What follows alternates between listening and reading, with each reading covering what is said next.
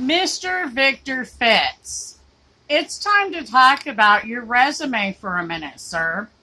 I'd like to discuss the fact that you were on the board for the Attorney Grievance Committee for the state of Michigan, which would make it so easy for you to commit cover-ups of attorneys who are corrupt. How odd, considering my case that I have with my daughter. And who is that Fitz that runs the clerk's office in Vandalia? You know, the voting place over there?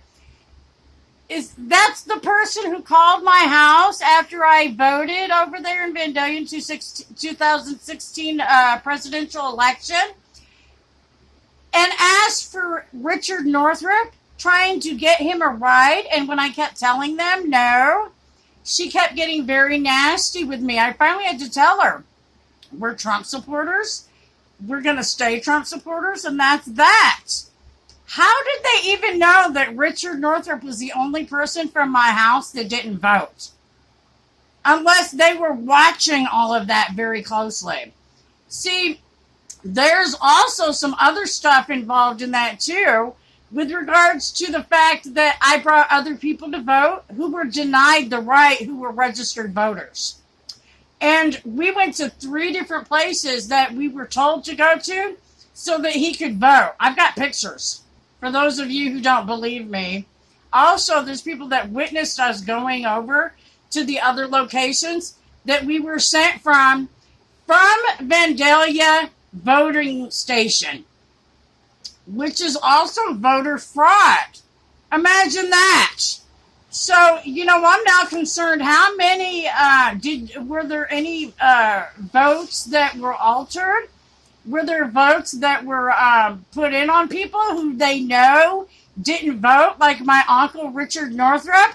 Because they kept calling the house about him and got really nasty about it. Victor Fitz, this is some stuff that your position as on the board of the Attorney Grievance Committee would attempt to cover up. Because your people are involved in that. And taking my daughter, well, dang, there's motive. Imagine that. Especially when there's no abuse or neglect involved in my case. You guys were so sloppy about fabricating your false evidence. It's super stupidly ridiculous. What a shame. You should be ashamed of yourself for taking innocent people's kids for political reasons. And then you're going to turn around and defend the people who are attacking our police? Victor Fitz, shame on you. You, sir, are so terrible. You, people like you are exactly what we need to drain from our swamp. Have a blessed day, and God bless America.